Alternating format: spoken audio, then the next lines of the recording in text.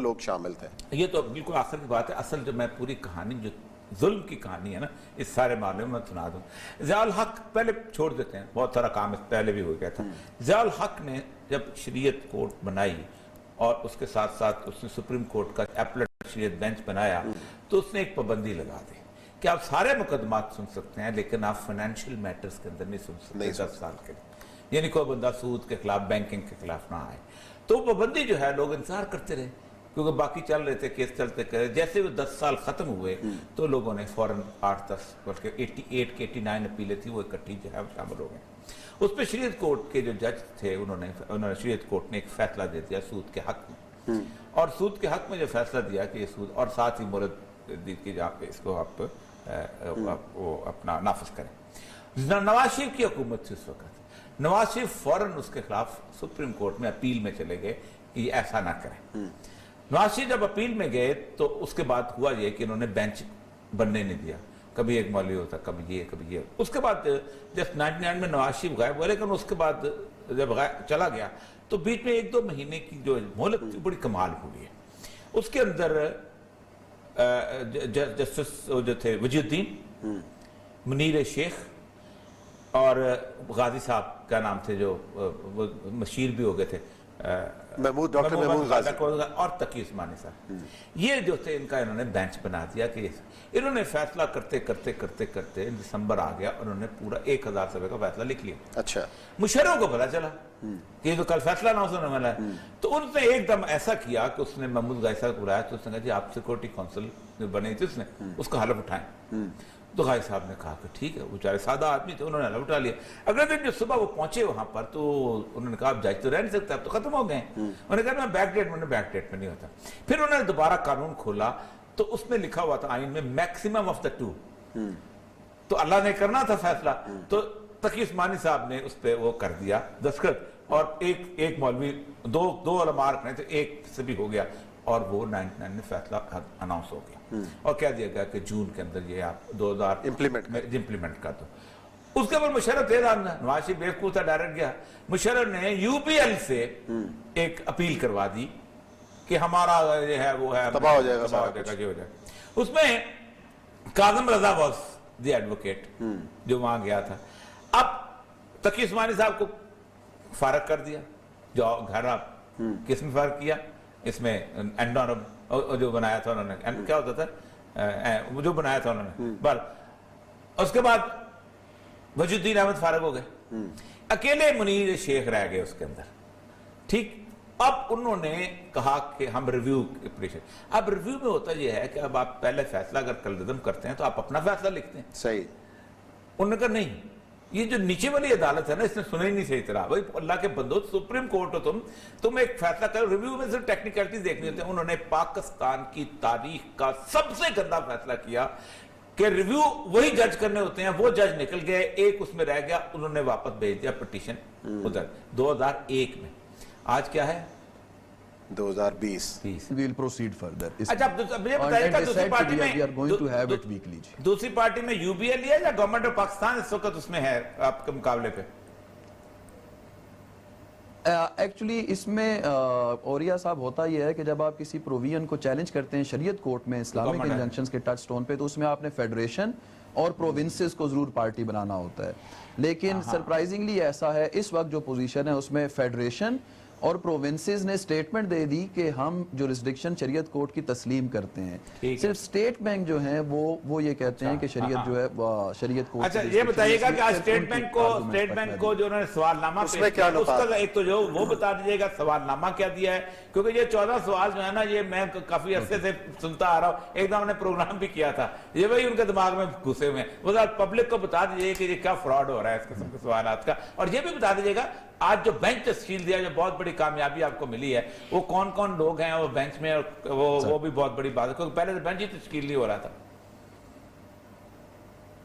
اصل میں اب جو بینچ تشکیل ہوا اس میں جو سب سے بڑی سکسیس یہ ہے کہ پہلے جو بینچ تشکیل ہوتا تھا وہ 5 ممبر ہوتا تھا.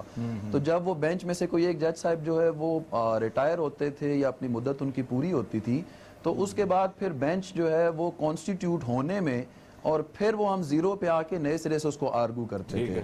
لیکن ابھی جو بینچ کانسٹیٹیوٹ ہوا اس میں ایک تو 3 ممبر بینچ ہے, اور اس میں چیف صاحب خود بیٹھے ہیں, بلوچستان سے نور صاحب بیٹھے ہیں, اور ہمارے ڈاکٹر سید انور شاہ صاحب بیٹھے ہیں, and they all are very learned ججز.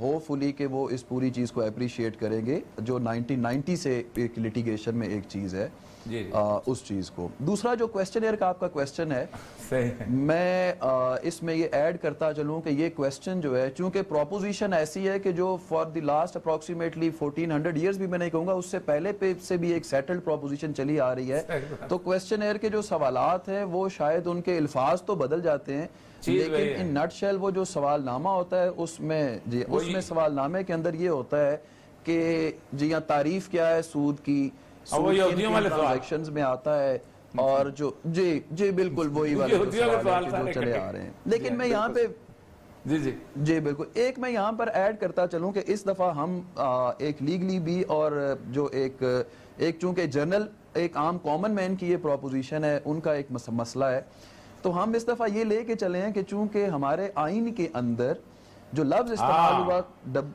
38F کے اندر وہ ہے ربا کا, تو ہم اس دفعہ عدالت کو اس طرح لے کے چلے ہیں کہ آپ سود کو یا لفظ انٹرسٹ کو چھوڑ دیجئے. ٹھیک, let's go for definition of word ربا جو ہمیں ملے گی اسلامک لٹریچر کے اندر اور اسلامک فقہ کے اندر, اور جو ہمارے پاس قرآن اور سنت کا وہ ہے. تو لفظ ربا کو اگر ہم ڈیفائن کر دیں گے تو ہمیں پھر ضرورت نہیں پڑے گی کہ ہم باقی ٹرمز کو جو ٹرانسلیشنز ہیں جی جو سپریم کورٹ کا فیصلہ ہے جو اس سے پہلے سپریم کورٹ کا فیصلہ ہے, جو فیڈرل شریعت کورٹ کا فیصلہ ہے, اس میں تو ربا کو بہت ڈیفائن کر دیا گیا ہے, اور انہوں نے کہا ہے کہ یہ بینکنگ کا جو سود ہے بیسیکلی ربا کے اندر آتا ہے, اور یہ بڑا تفصیل سے ڈیفائن ہوا ہے. جی بالکل یہ بات درست ہے, ہم اس کو بالکل نیرو ڈاؤن رکھنا چاہتے ہیں تاکہ ہمارا یہ جو کیس ہے ہم یہ سمجھتے ہیں کہ جو انیشیل شریعت کورٹ کی ججمنٹ ہے اور جو شریعت اپیلیٹ بینچ کا فیصلہ ہے جو خلیل الرحمان خان صاحب نے لکھا, اللہ تعالیٰ برکات اپنی نازل کرے ان پہ, وہ جی ہاں انہوں نے جو فیصلہ لکھا وہ فیصلہ اس ٹائم فیلڈ میں ایز اے جوڈیشل ڈیسیژن تو نہیں ہے, وہ ریمٹ ہو گیا واپس شریعت کورٹ میں, لیکن وہ بیسٹ لٹریچر ہے ابھی تک کا سارا کمپائل ہوا اس کے اوپر, کیونکہ انہوں نے ریفر کی بہت ساری بکس. اب انہوں نے جب ریفر کیا جی ہاں ریفر کیا تو ایگزیکٹلی ان ورڈز کے ساتھ ریفر کیا, تو کوئی بھی بندہ جو سمجھنا چاہتا ہے ربا کے پورے کانسیپٹ کو وہ اس ججمنٹ کو اس لٹریچر پڑھ لے گا, تو need not to argued before ہم ایک پوری پروپوزیشن. ان کا نام بھول گیا تھا میں, خلیل الرحمان صاحب, اللہ اکبر, کیا زبردست آدمی تھے ماشاءاللہ. جی ہاں, وہ واقعی انہوں نے بڑی زبردست ججمنٹ لکھی تھی, اور اس میں جو تقی عثمانی صاحب کی ججمنٹ ہے جو فیڈرل شریعت والی وہ بھی بہت اچھی ہے. یہ بتائیے کتنی امید رکھتے ہیں آپ اگلے سوموار کو؟ انشاءاللہ میں حاضری دوں گا جی آپ کے پاس, آپ کے جوتے اٹھانے کے لیے حاضر ہوں گا انشاءاللہ, تو آپ بتائیے گا کہ کتنی امید رکھتے ہیں؟ مجھے سر بہت قوی امید یہ ہے کہ انشاءاللہ تعالیٰ جو بینچ نے جو ہمیں ایک ایٹیچیوڈ ہم نے دیکھا, بینچ کا بیہیویئر دیکھا, اس سے ہمیں بڑی امید ہے کہ ہوپفلی جورسڈکشن کی حد تک جو ہے یہ معاملہ اس منڈے کو سیٹل ہو جائے گا, اور اس کے بعد ہم ڈائریکٹلی آن میرٹس چلے جائیں گے اور بالکل اس کو نیرو ڈاؤن کر کے ہم ربا کی حد تک اپنے آپ کو محدود کر دیں گے کہ ربا کو ڈیفائن کر کے جس طرح کہ پہلے ہوا ابھی بھی عدالت ڈیفائن کر کے پھر جو ٹرانزیکشنز اور جو قانون کی جو دفعات جو آلریڈی ہیں وہ اس میں فال کرتی ہیں انہیں سیٹ اسائیڈ کر دیا جائے, بغیر کسی ایسی ڈیٹیل اور ڈسکشن میں جانے کے کہ اس ججمنٹ کو اتنا لینتھی کیا جائے کہ اس میں سے پھر بعد کے جو لوگ ہیں وہ پوائنٹس نکال کے تو اس کو ان نیسیسری جو ہے وہ اس کو ان ایشو لے کے جائیں. سو جو شریعت کورٹ کا ڈومین ہے میں سمجھتا ہوں وہ بھی یہ ہے کہ وہ صرف چیک کرے کہ اسلامک انجنکشنز کے مطابق قانون یا اس کی دفعہ ہے یا نہیں ہے. اس سے بیونڈ بھی جانا میں ذاتی طور پہ یہ سمجھتا ہوں اور ہمارے کلائنٹس بھی یہ سمجھتے ہیں کہ اس کے اوپر سجیشنز جو ہیں وہ اس دور میں مناسب بھی نہیں ہوں گی, کیونکہ 1991 کا جو ڈیسیژن تھا اس سے ہم کراس کر کے now we are after 30 years, اور اب پریکٹیکلی وہ جو اس وقت ایک اکیڈیمک ڈسکشن تھی وہ پریکٹیکلی ان فیلڈ آ چکی ہے, ہماری 27% اکانومی شفٹ ہو چکی ہے.